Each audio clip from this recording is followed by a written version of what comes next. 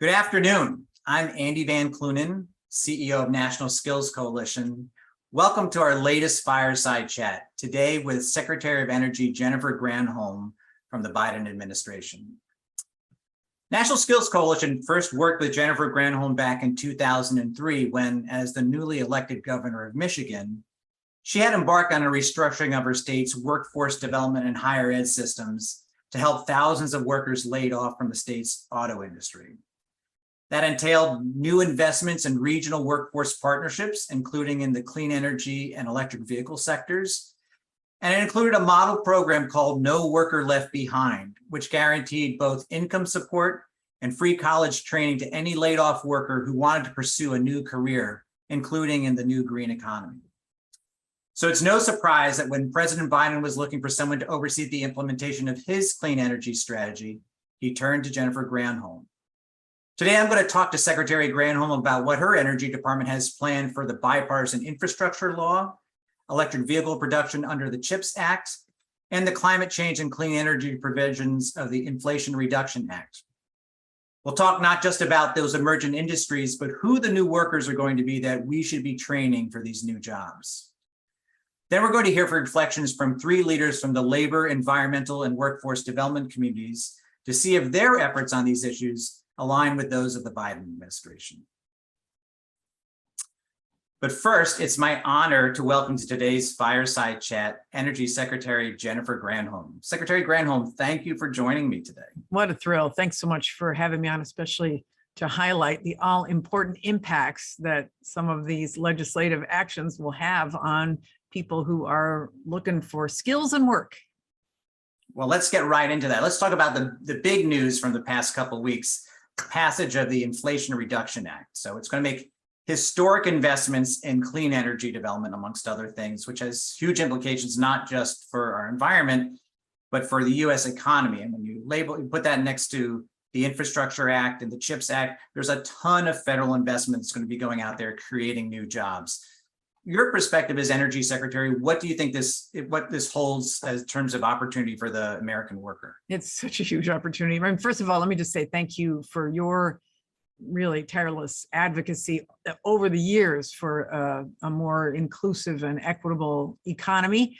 I just think these three laws give us our best shot at building up that inclusive, equitable economy from the bottom up and the middle out, as the president likes to say.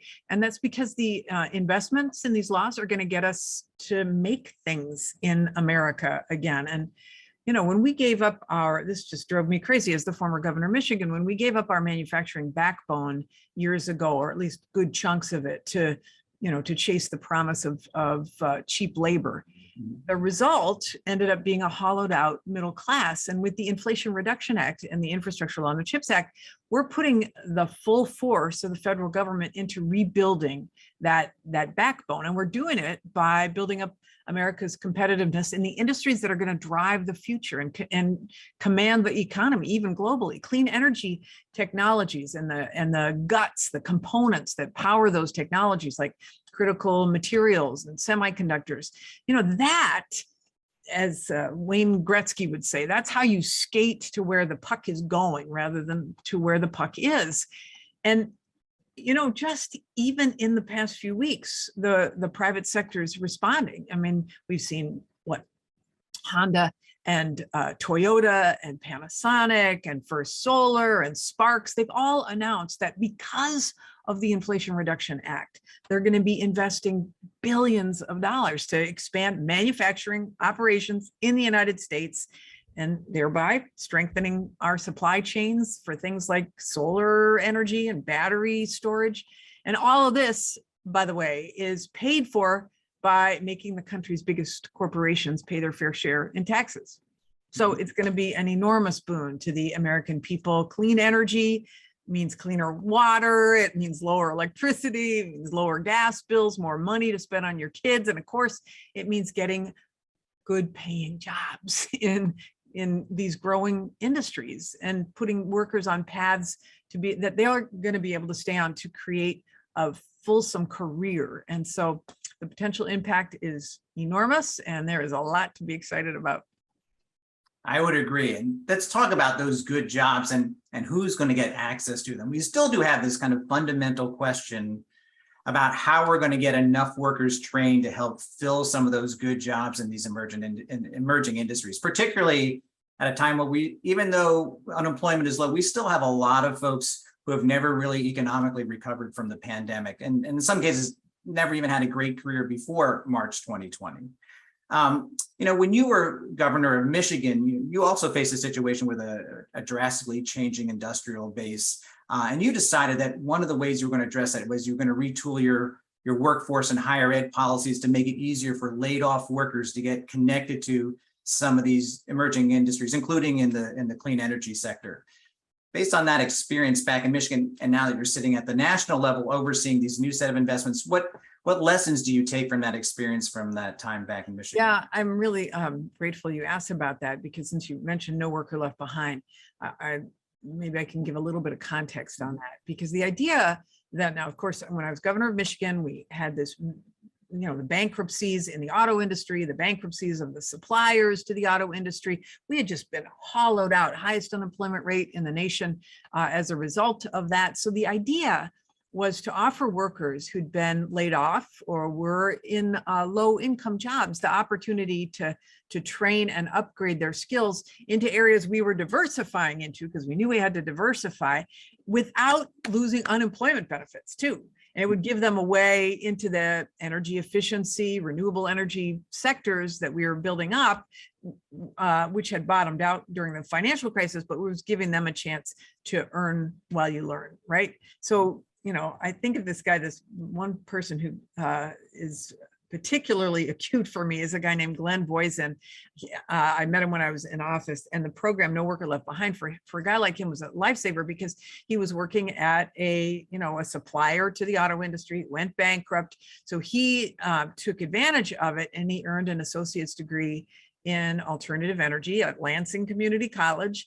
And he landed a new job performing energy efficiency audits in homes and in businesses, and ended up completely changing his career. He was able to put his girls through college. He went from, despair to total hope. And now he helps to lead the business office, and there are tens of thousands of other Michiganders. In fact, we had over 160,000 people sign up over the 3 years that No Worker Left Behind existed.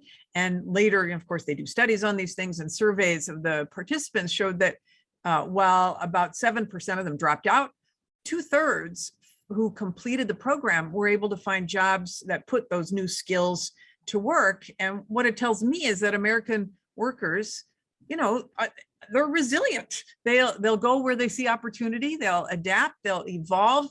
And the key is that they get the opportunity, and the president's agenda is going to deliver on that opportunity in spades. I mean, I want to emphasize, though, that clean energy isn't all about new skills. In fact, there's a ton of critical technologies like, advanced nuclear and clean hydrogen and carbon capture and geothermal and more that actually put a premium on skills that workers in the fossil energy industries already have. And so, maybe a little bit of updating of those skills, but bottom line is there's a lot of skills matched work in the clean energy, industry for those who have been in the fossil industry. And the infrastructure law and the Inflation Reduction Act both put enormous investments behind those technologies. Yeah, so that's a good point, that there's both training new workers for these industries, but there's retraining already skilled workers, because the work that they're doing, a lot of the skills apply, but it's going to be in a different context, different materials, things like that. So we have a lot of training to do even for our current skilled workforce, in addition to the new folks that we're trying to bring into some of these jobs. Of course, the president tried to put huge investments in training and free community college. We didn't get that through Build Back Better, but we do have, you mentioned, the Energy Department is working with other agencies to try to figure out how to leverage what resources we have in the infrastructure bill and an Inflation Reduction Act or whatever. Where do you see the best opportunities as we're trying to figure out how to connect people in the clean energy industry, the folks who are doing workforce training on the ground, working with some other agencies? How can we kind of create some new opportunities for folks to work together more effectively in that? Yeah, I mean, I mean, this whole collaboration is key inside of the federal government. You know, it is a really, even in justice, our Justice 40 initiative. So Justice 40 is trying to put 40% of the benefits of all of these investments, of which, you know, it's massive billions, to communities that have been left behind, disadvantaged communities, communities where you see huge displacement of workers, et cetera. And so all of that is across the government. And that's true, of course, on worker training. So the president, you know, committed to this inclusive America, and that 40% is a benchmark for all of us. And it takes a lot of different shapes, you know, ranging from training to reducing environmental harms and all of that. So we are looking at all vectors to try to be able to replace where, you know, replace jobs and replace skills for people across. And of course, part of it is that the Inflation Reduction Act incentivizes employers, and employers have to be a partner in this, to offer apprenticeships. So you only get the full benefit of the tax credit if you offer apprenticeships and you offer prevailing wage. Otherwise, you'll get 1/5 of what the incentive offered. So the whole use of the tax code to incentivize training and on-the-job training, you know, skills-based training is critical. We also have a partnership that we have launched with the AFL-CIO, for example, on making sure that we're training battery workers. So, you know, and the battery industry for the electric vehicle, we want to make sure we've got the workers to be able to do that. And that partnership is going to be critical. So partnerships across, you know, we just announced this company called Sparks, which is a cobalt-free battery manufacturer, and the United Mine Workers are taking part in that. And, you know, they recently announced that they're going to be working in West Virginia to recruit and train former mine workers to staff this battery plant. You know, we have an MOU with the Department of Labor to make sure that we are aligning training as well. So it is across government and it's outside of government to make sure that we are providing the right workers for the right skills for the workers for the jobs that are going to be created. And I like to say that when I was in Michigan, you learn that you have to put the job before the training. So that people are trained for a job that exists right there. You don't want to train just to train. And that is a principle that we are all using inside of the federal government. Yeah, absolutely. That idea of partnerships, bringing business and labor and community and training providers together and making sure that we're training folks for the real jobs that the employers are ready to hire for, right? And we're helping them kind of think ahead to what the workforce pipeline is that they're going to need to grow over time. It's so essential. And I think it's really inspiring that the department is thinking about investing in those kinds of partnerships as you're thinking how to deploy some of these initiatives, whether it's on battery production or solar energy deployment. I know you have this Advancing Equity Through Workforce Partnerships announcement that you just made in July. It seems really key that we need agencies to be working more effectively together, but we really need to be kind of building those private sector partnerships between community and business and labor. It just seems to be such an important part of how you're going to scale this. Yeah, I mean, Andy, it's what's really interesting is the ability that we all have inside the federal government to convene and to be able to bring stakeholders together and work together on a roadmap, for example, and then go out and implement. I mean, the groups we've partnered with, you know, they know their local economies on a really deep level, and they know the workers in their communities, and they've got real experience in training and skills. So, you know, good workforce development, I think, depends on the strength of the connective tissue between the entities on the ground, the private sector, the employers, the unions, the community-based organizations. So that's what's going to be key. And that's, you know, particularly true of workforce development efforts aimed at serving disadvantaged communities. On this issue of disadvantaged communities, I want to come back to the Justice 40 initiative, just because I don't know it's something that a lot of folks know about. You know, as you mentioned, like this is an administration-wide initiative. President Biden was the one who kind of, you know, issued it, kind of a charge to a lot of agencies that 40% of a certain set of federal investments go to disadvantaged communities, including those that have been overburdened by pollution. So thinking about equity is kind of a centering part of how it is we're thinking about developing this training with these partnerships in local industry. Like, how important is that as you're thinking about how to roll some of these things out under the energy? Yeah, it is just, it's huge. I mean, we will be issuing funding opportunity announcements for all of these various technologies, for example, hydrogen hubs.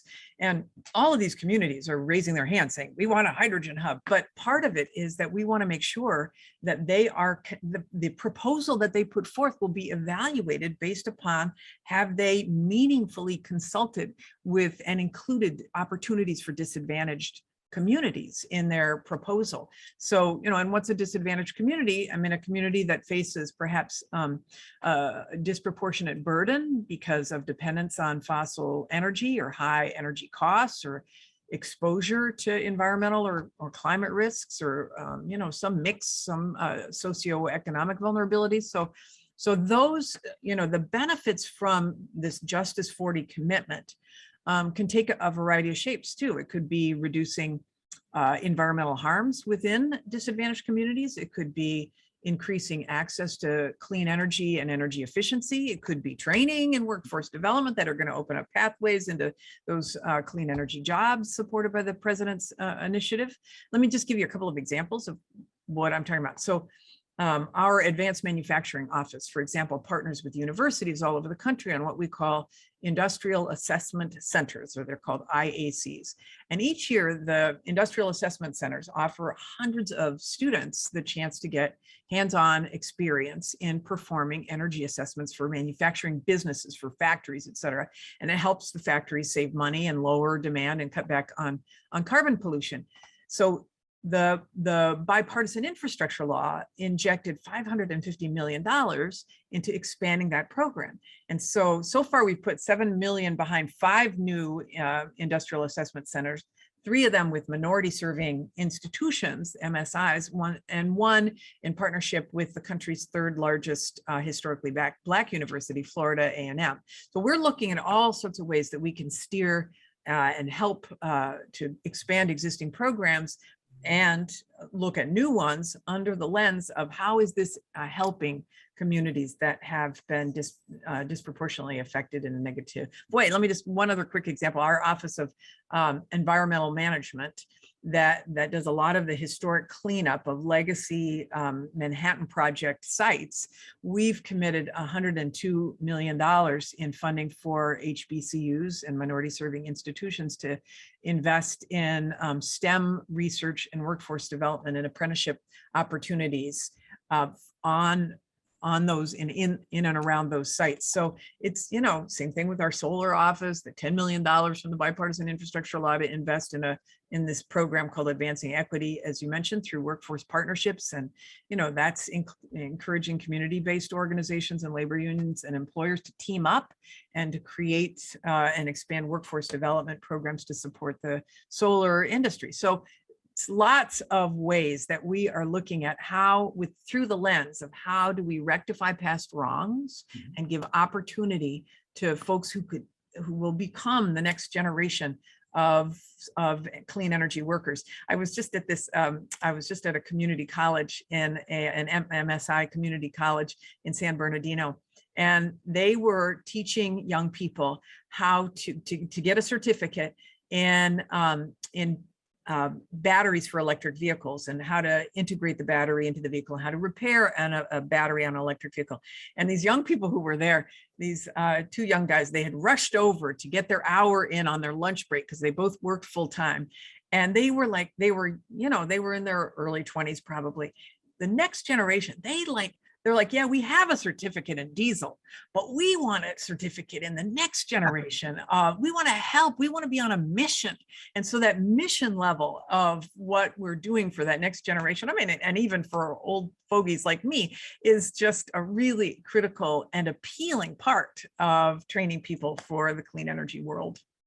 Absolutely. It's a twofer. I mean, it's both achieving economic justice and in some communities, environmental justice. You can do both of those things by investing in people to help them lead these new industries that are going to hopefully clean up neighborhoods, make our economy more efficient and self-sustaining. It's a win-win for a lot of folks, as long as we're making those investments and the folks that are going to be part of that future. For sure. Yeah. Well, so we're coming to the end of our time, Madam Secretary, but I just really appreciate the conversation. Any parting thoughts for all of the workforce development leaders who are tuned in today?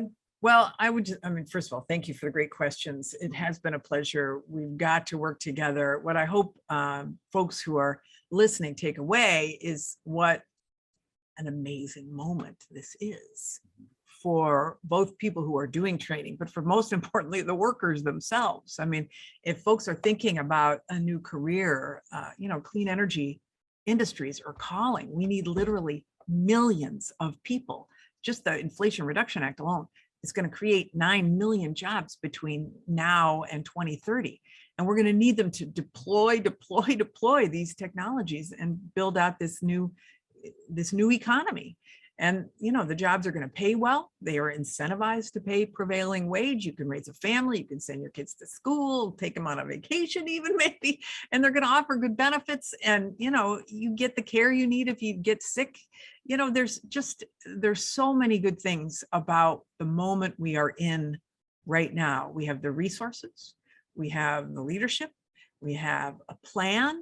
And if you are interested in helping and being on a mission to save the planet, as we're all seeing half the country under a heat dome, and if you are interested in long-term opportunity and advancement, man, this is the place to be. When President was running, he made a pledge to be a true ally to American workers. And with the infrastructure law and the CHIPS and Science Act and the Inflation Reduction Act, he's keeping his word. And we are just getting started. Well, it's great to have a leader like you in charge of a big chunk of it there at the Energy Department. I can say for all the folks that we work with in our network, we're so looking forward to working with you, particularly as we get down into those local industries and those local communities, to make sure that we're investing in the folks that really want to be a part of this future, and let's give them the chance to be it. So thanks, Jennifer Granholm, Energy Secretary. It's great talking to you today. Thank you. Now let's turn to three leaders who represent the types of partners Secretary Granholm talked about in this effort, both to rescue the planet and bring new opportunity to working people in our local communities. Joining me for today's panel discussion are John Brower. John's the director of the Workforce and Economic Development Program at the California Labor Federation. Hey, John, how are you doing? I'm good, Andy, and thank you for inviting me today. Absolutely. Good to have you here. Next is Laura-Jean Davignon, who's a vice president for workforce issues at the Interstate Renewable Energy Council, or IREC. Laura-Jean, thanks for joining us today.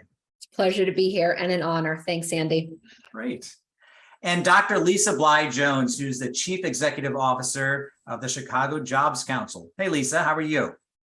Hey, Andy, I am well. Thank you for the invitation to be here with my colleagues today.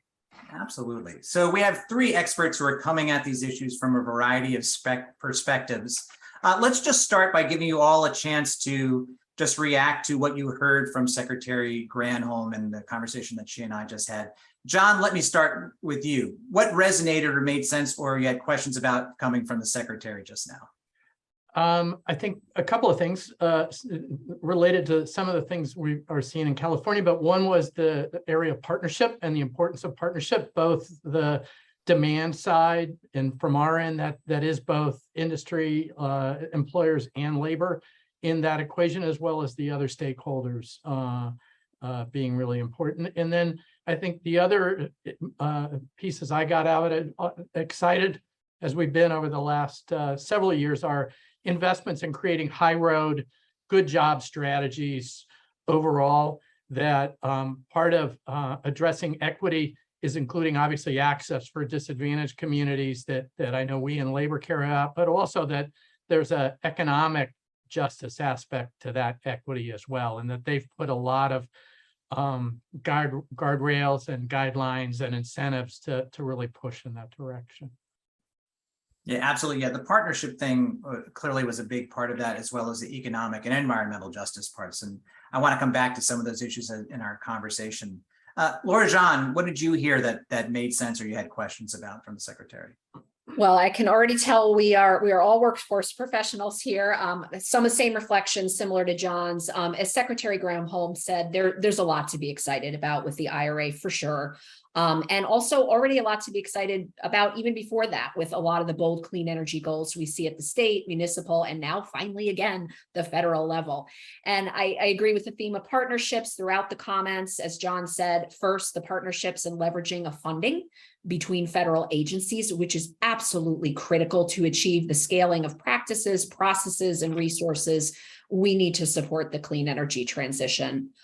We know that other industries such as IT who face rapid scaling were successful in part due to the public-private partnerships and because they were offering high-quality family-sustaining jobs. And then finally, the partnerships on the ground in communities like Lisa's and others across the country. There are so many amazing workforce and other professionals already providing support, training, and other wraparound services. And we are so glad the DOE and other agencies recognize the importance of continuing to fund and scaling existing successful projects and programs.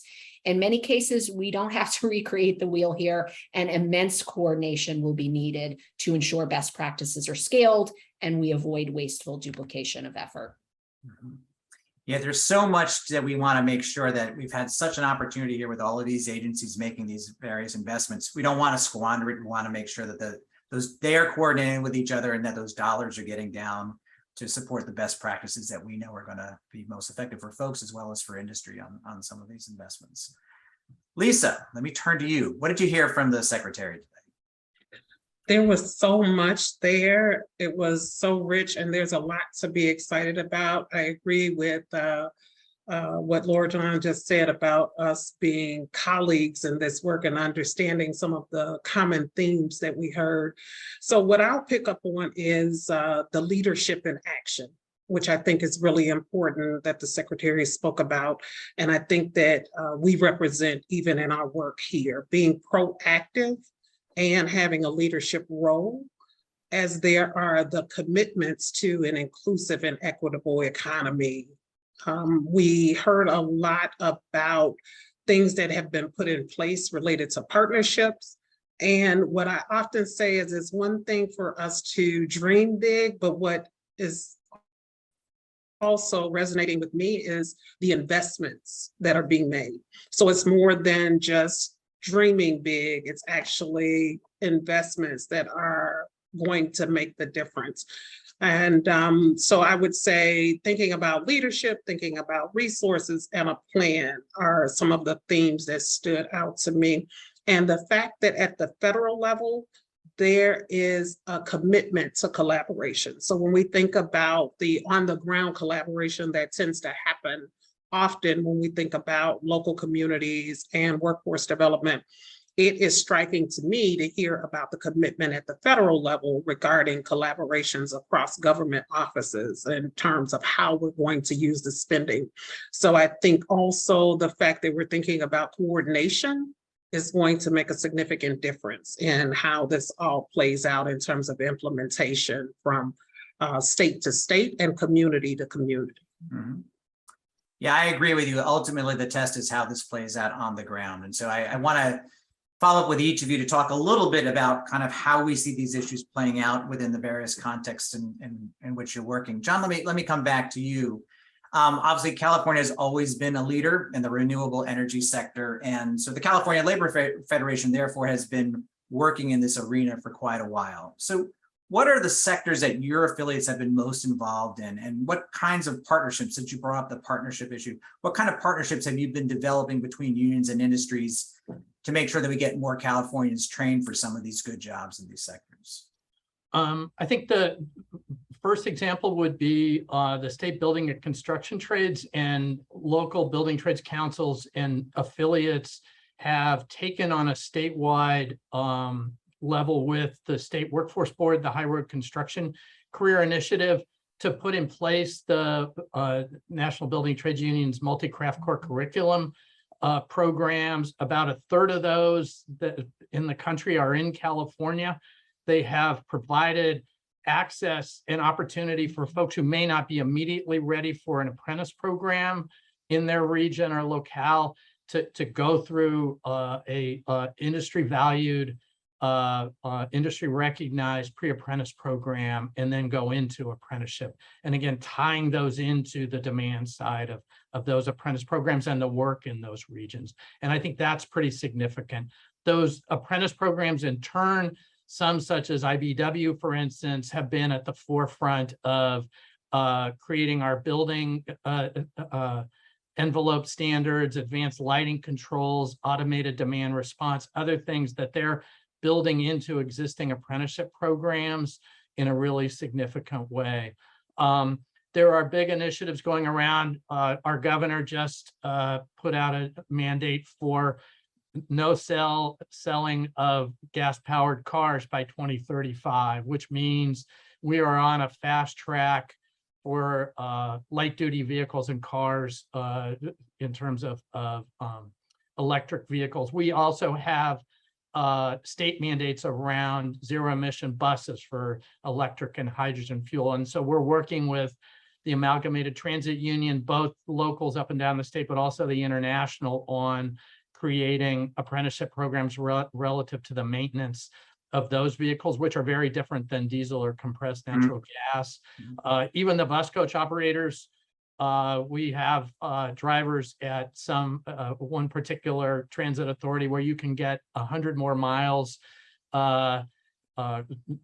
using regenerative braking on a bus, which will add to the life and technique, and using the training and the apprenticeship programs to bring that piece out. So there's full spectrum of that kind of stuff. We're putting in place a fairly big energy charging stations initiative up and down the state, which is going to be a big investment, and I think is really an opportunity again for access and addressing jobs, both for existing but also new workers in the state of California.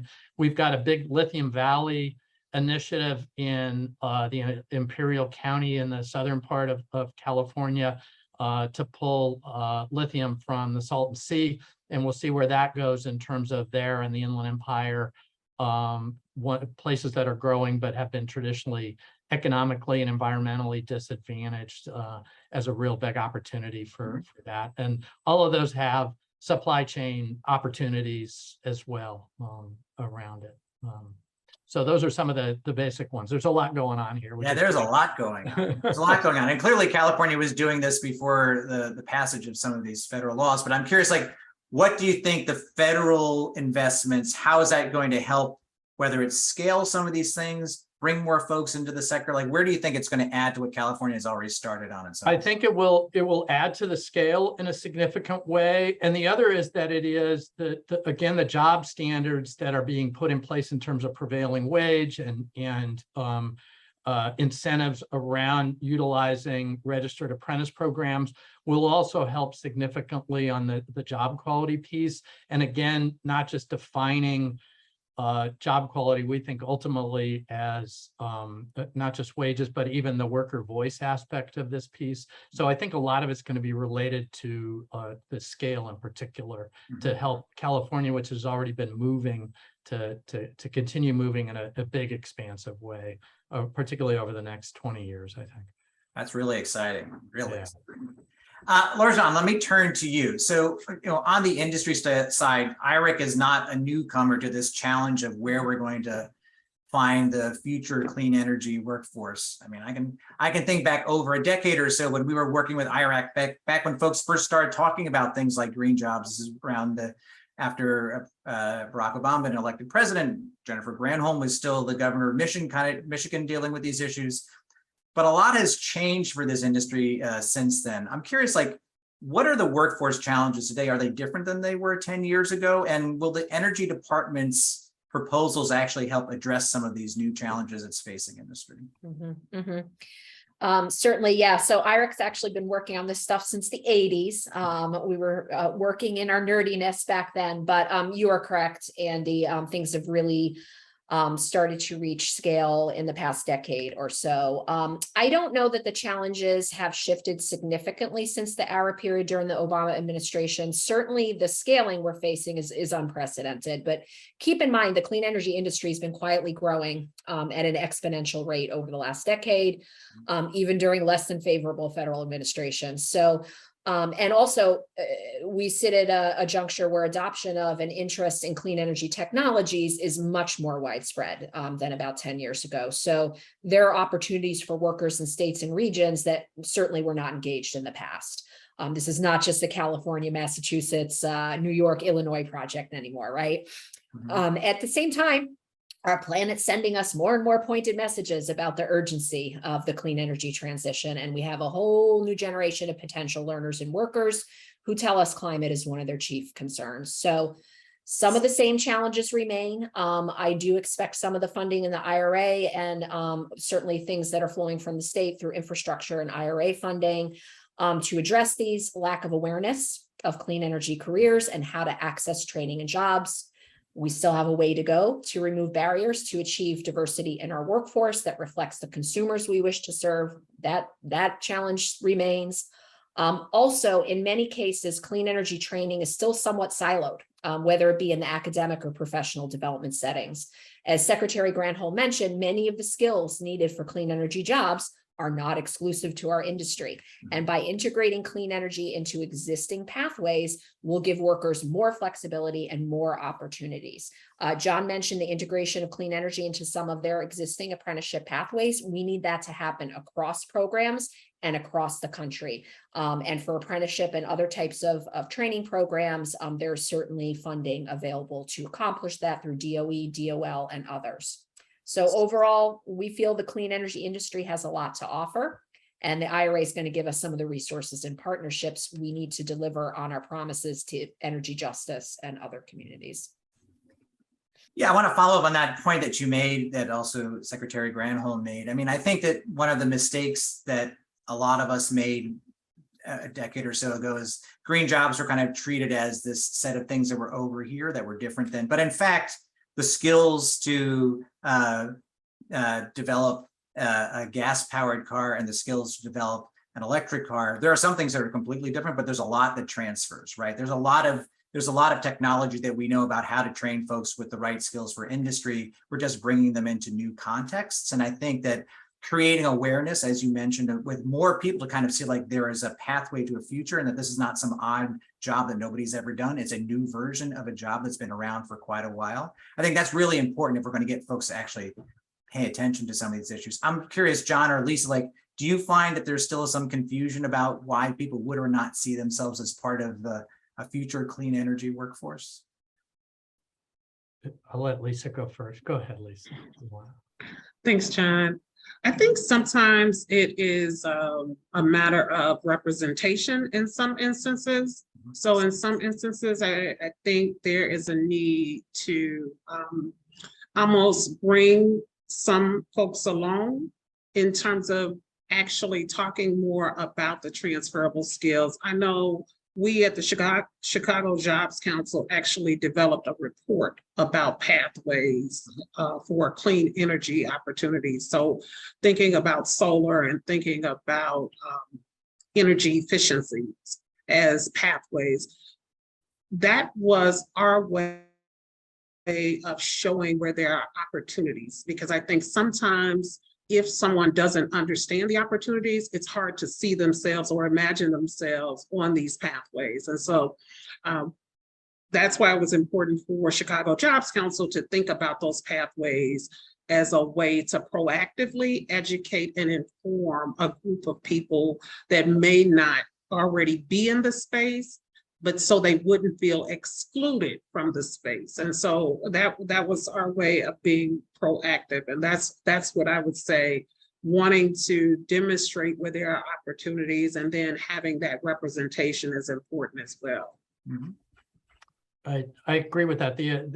All of that, say you're a parent or an individual looking at those pathways, understanding that there's some folks that may be like you, but also that there's a real long-term benefit to engaging it. We, have the issue in mass transit of people not understanding that there's real careers there in transit going forward as they make this conversion going forward. And in fact, they are in large part because they're represented workers. But the shift in there also has the potential to attract some folks. So it's a pretty big skill change to go from working, it's a small one to go from working on a diesel to a CNG bus. It's actually a pretty big one to go from CNG to working on a high voltage electric bus. There are some aspects, both in terms of learning a lot of the diagnostics there. You've got umpteen computers on these newer buses now, as well as some real safety PPE kind of questions. But I think that kind of work may be attractive to younger workers looking to have some real interest in doing that kind of work going forward, as opposed to kind of more traditional automotive or bus maintenance kind of stuff. So hopefully some of this will get viewed in that. It is going to require folks understanding things like if you're trying to create a hydrogen hub in your part of the country, what do those career choices look like? How do you get in? What are the benefits to you, not just now, but frankly, in 10, 15, 20 years? Hopefully it's represented work in that end. But I agree with Lisa, a lot of it's just articulating what is the potential opportunity there for folks and building an on-ramp, if not opening the door. Lisa, let me come back to you. So this idea about how it is that we're going to make it clear to folks that there are opportunities for them in these industries. We talked a fair amount with the Secretary about the Justice 40 initiative, which is this administration-wide effort to get 40% of the benefits from some of these federal investments in disadvantaged communities, including those that have been overburdened by pollution and things like that. And clearly wanting to make sure that the people who are living in those communities actually have an opportunity to be part of the rebuilding of this green economy future. Obviously, CJC has worked on workforce policy issues and access issues in Chicago for a long time. But I know that more recently, you've now been working in coalition with some other organizations in the state just to make sure as the state's coming up with its own environmental policies that it's not leaving out the low-income communities in Chicago. I'm curious, based on those efforts there, like where does that line up with what you were hearing from the Secretary today? Yeah, thanks, Andy. The Chicago Jobs Council is in coalition with the Illinois Clean Jobs Coalition. And so under the Climate and Equitable Jobs Act signed into law by Governor J.B. Pritzker, there is so much alignment with what Secretary Granholm shared. What I appreciate most about the Justice 40 initiative is here again, that this administration is being intentional about moving beyond recognizing inequities and disparities. President Biden and his administration are fundamentally changing the way that the federal government operates with this initiative. So not only are they acknowledging the historical and structural barriers that have left communities out, but the real work is underway to repair the harm with the investments to do so. I'll keep saying that the investments, and how all workforce development is local, local, local. And so what does that mean in the state of Illinois? For us, CJA provides $26 million per year to create a network of workforce hubs. So there are going to be 16 workforce development hubs across the state of Illinois. And those are meant to provide the direct support from community education to workforce training to career placement. And it is specifically for Black, Indigenous people of color, low income and environmental justice communities, and former fossil fuel workers. And so these hubs will foster the collaboration that we continue to talk about when we talk about the deep level of work that happens in local communities. It is about being able to convene those community representatives, labor organizations, state officials, educational leaders. And I want to stress this again, our employers, because that's something that resonates with me when we talk about this work. It is all about having the employers engaged as we think about those jobs. Secretary Granholm, she referenced it as putting the jobs before the training, I believe. And so I do think that is really important as we think about these hubs and we convene groups in across these 16 workforce hubs in the state of Illinois.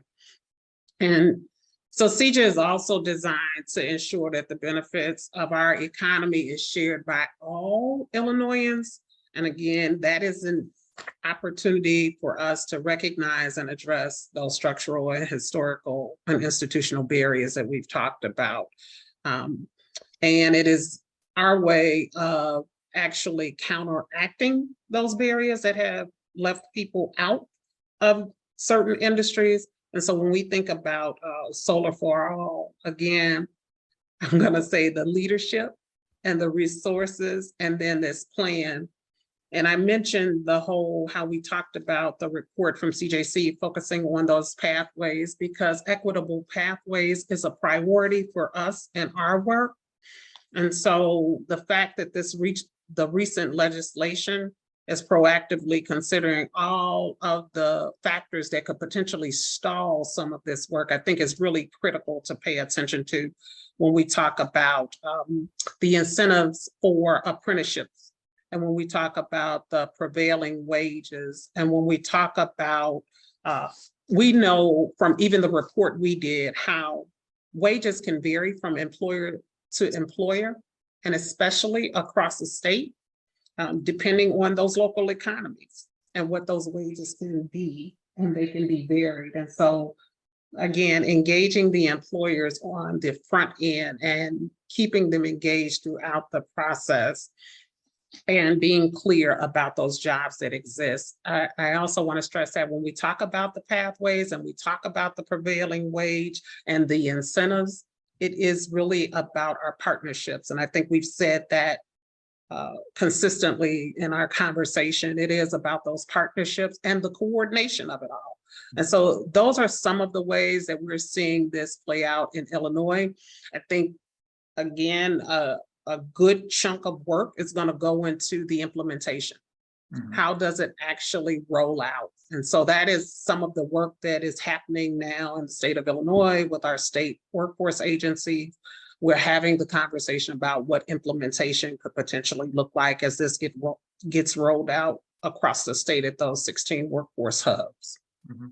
I think that this is such an incredibly interesting and exciting model. And I hope for folks who are in other states where this has not happened yet, to see workforce development leaders participating in coalition to reshape environmental and clean energy policy in a state, to make sure that there's an employment plan there, that it's inclusive, that it's setting up capacity to make sure that we're bringing more people into these industries, and at the same time helping these impacted communities. I think that is so important. And as we think about how these federal resources that are now coming to these states, we do need the environmental community and the workforce development community, along with industry and labor, to be working together to make sure we are now targeting those resources, that we're not missing this opportunity to bring some more folks into some great careers in some industries that we think are just going to continue to grow over the next couple of decades. So I think, but the political work had to be done first in order to be able then to start to figure out how it is that we're going to implement some of that stuff. I just think that is so essential.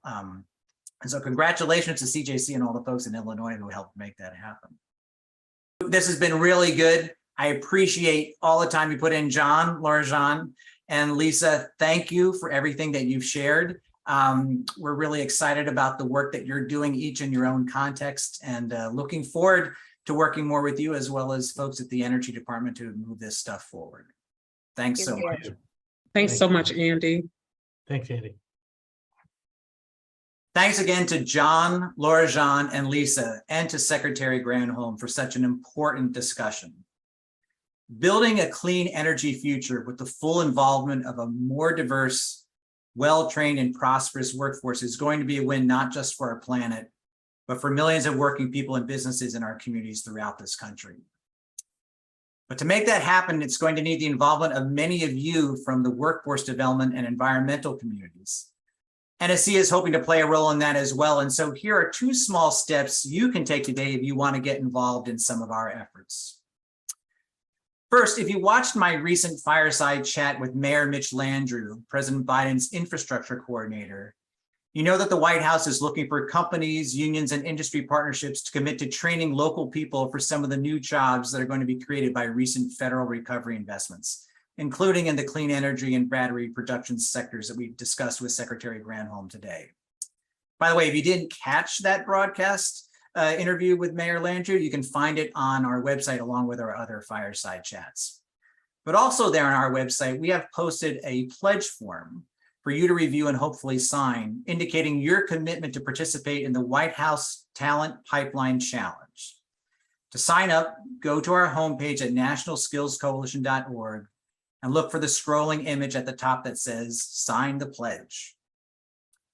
And second, while you're on our website, if you're not already a regular NSC subscriber, sign up for our email list to keep informed about other such opportunities to engage policymakers on these issues and to receive notices about future fireside chats. Thanks for joining us today. I look forward to seeing you back here sometime soon. Have a great afternoon.